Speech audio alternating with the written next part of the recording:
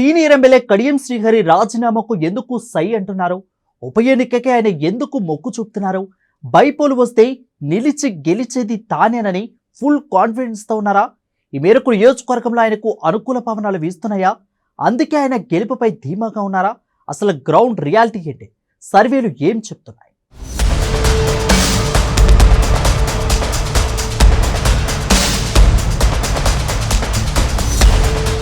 తెలంగాణ రాజకీయాల్లో తనకంటూ ప్రత్యేక గుర్తింపు తెచ్చుకున్న నేత సీనియర్ ఎమ్మెల్యే కడియం శ్రీహరి. దశాబ్దాలుగా రాజకీయాల్లో ఉన్న ఆయనకు దళిత మేధావిగా, అవినీతి మకిలి అంటని నాయకుడిగా మంచి పేరుంది. అందుకే పార్టీలకు అతీతంగా ఆయనకు అన్ని పార్టీలతో సత్సంబంధాలు ఉన్నాయి. విమర్శలు చేయటంలో, మాటలు మాట్లాడడంలో ఆయన ఆచితూచి వ్యవహరిస్తారు. ఆయన పరిధి దాటి మాట్లాడిన సందర్భాలే లేవని చెప్పాలి. అందుకే ముఖ్యమంత్రి స్థాయి నాయకులు కూడా ఆయనకు గౌరవం ఇస్తారంటే అతిశయోక్తి కాదు. గతంలో చంద్రబాబు, వైఎస్, కేసీఆర్, ఇప్పుడు అదే కోవలో రేవంత్ రెడ్డి కూడా ఆయనకు తగిన గౌరవం ఇస్తారు. అంతటి clean and good politician Kadiyam Srihari.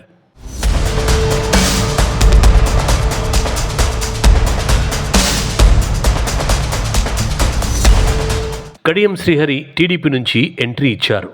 NTR జమానాలో తొలిసారిగా 1994లో ఎమ్మెల్యేగా గెలిచి మంత్రి పదవిని అధిరోహించారు. ఆ తర్వాత 1999లో రెండోసారి ఎమ్మెల్యేగా విక్టరీ కొట్టారు. మరోసారి మినిస్ట్రీ నిర్వహించారు. 2004 నాటికి రాజకీయం మారిపోవడంతో ఆయనకు ఓటమి ఎదురైంది. ఆ తర్వాత వరుసగా ఓటములు ఎదురయ్యాయి. 2014 నాటికి ఆయన కారెక్కారు. ఆ ఎన్నికల్లో గులాబీ పార్టీ తరపున వరంగల్ ఎంపీగా గెలిచి సత్తా చాటారు. అక్కడి నుంచి ఆయన సెకండ్ ఇన్నింగ్స్ మరో టర్న్ తీసుకుంది. కానీ ఒక్క ఏడాదిలోపే ఎంపీ పోస్టుకు రిజైన్ చేయాల్సి వచ్చింది. ఎందుకంటే నాడు ఉప ముఖ్యమంత్రిగా ఉన్న తాటికొండ రాజయ్య స్థానంలో కడియంను క్యాబినెట్లోకి తీసుకున్నారు నాటి సీఎం కేసీఆర్. అందుకే ఎంపీ పదవికి రాజీనామా చేసి శాసన మండలి సభ్యుడిగా ఎన్నికయ్యారు కడియం శ్రీహరి. ఏకంగా రాష్ట్ర ఉప ముఖ్యమంత్రిగా కీలక బాధ్యతలు నిర్వర్తించారాయన.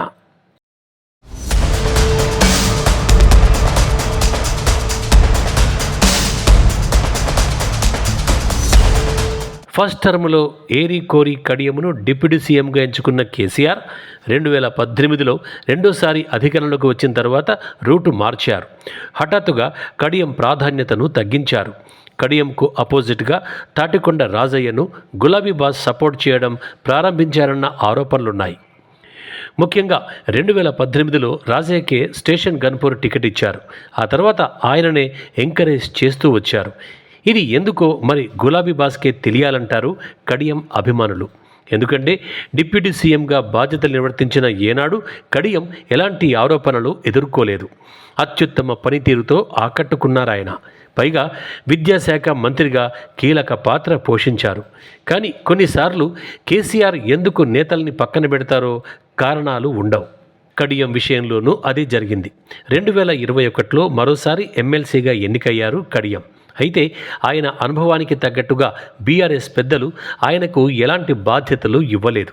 ఈ క్రమంలోనే 2023 నాటికి స్టేషన్ ఘన్పూర్లో పరిస్థితులు పూర్తిగా మారిపోయాయి.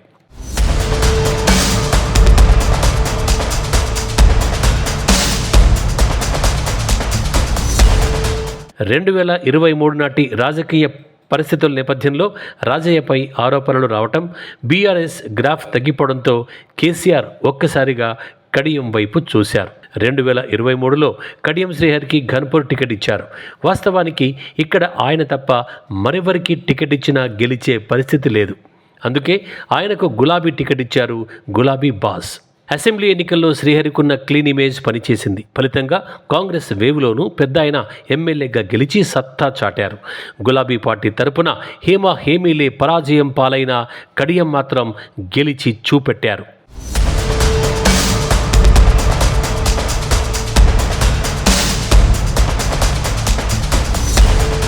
రెండు 2023లో కడియం ఎమ్మెల్యేగా గెలిచినప్పటికీ బీఆర్ఎస్ అధికారంలోకి రాలేదు. ఆ తర్వాత గులాబీ బాస్ ఫామ్ హౌస్కే పరిమితమవడం, పార్టీలో కేటీఆర్ అంతా తానై వ్యవహరించడంతో ఎమ్మెల్యేలకు తగిన గౌరవం లభించలేదని చెబుతారు.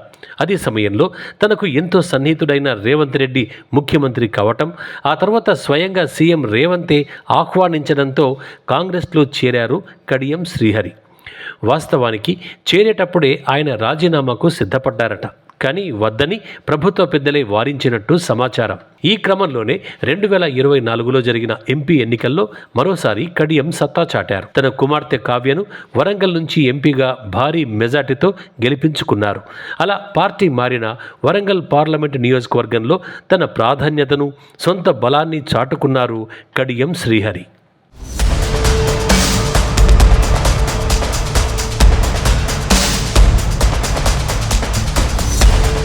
పార్టీ మారిన ఎమ్మెల్యేలో కడియం శ్రీహరి రూటే సపరేట్.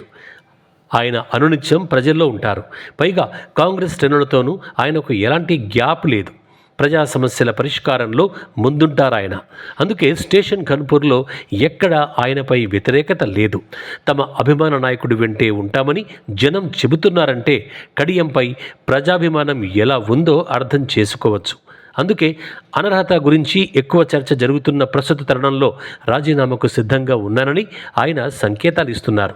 తాను ప్రజల తీర్పునకు కట్టుబడి ఉంటానని చెబుతున్నారు. అభివృద్ధి, సంక్షేమమే తన ధ్యేయమని, అందుకోసమే పార్టీ మారనంటున్నారు. ఈ మేరకు సీఎం రేవంత్తో చర్చించారని, హైకమాండ్ గ్రీన్ సిగ్నల్ ఇవ్వడమే మిగులుందన్న టాక్ వినిపిస్తోంది.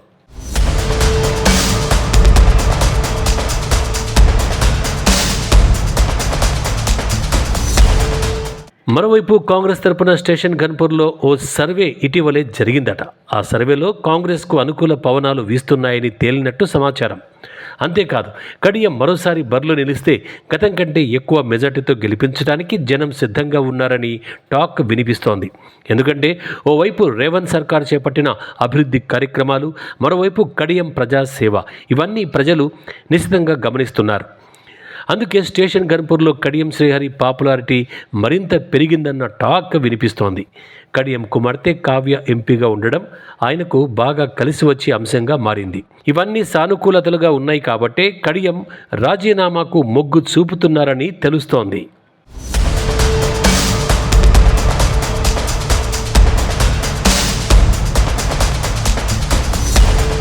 అన్నింటికి మించి ఇప్పుడు స్టేషన్ గన్పూర్లో కాంగ్రెస్ తరపున కడియం నిలబడితే బీఆర్ఎస్ సరైన పోటీ ఇచ్చే స్థితిలో లేదన్న వాదన వినిపిస్తోంది. ఎందుకంటే ఆ పార్టీకి మాజీ ఎమ్మెల్యే రాజయ్య ఒక్కరే ప్రత్యామ్నాయంగా కనిపిస్తున్నారు.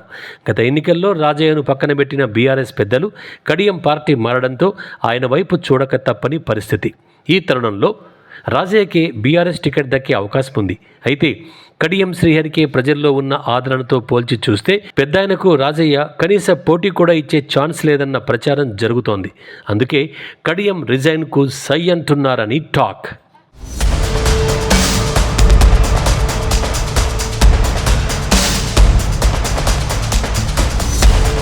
మొత్తంగా స్టేషన్ గన్పూర్లో ఎన్నికలు వస్తే జెండా ఎగరేసేందుకు కాంగ్రెస్ శ్రేణులు కూడా సిద్ధంగా ఉన్నారు. ఎప్పుడు ఎలక్షన్ వచ్చినా కడియం శ్రీహరిని భారీ మెజార్టీతో గెలిపించుకుంటామని స్పష్టం చేస్తున్నారు. మరి నిజంగానే బై ఎలక్షన్ వస్తుందా? గెలుపుపై ఫుల్ కాన్ఫిడెన్స్తో ఉన్న కడియం భారీ మెజార్టీతో సత్తా చాటుతారా అన్నది చూడాలి.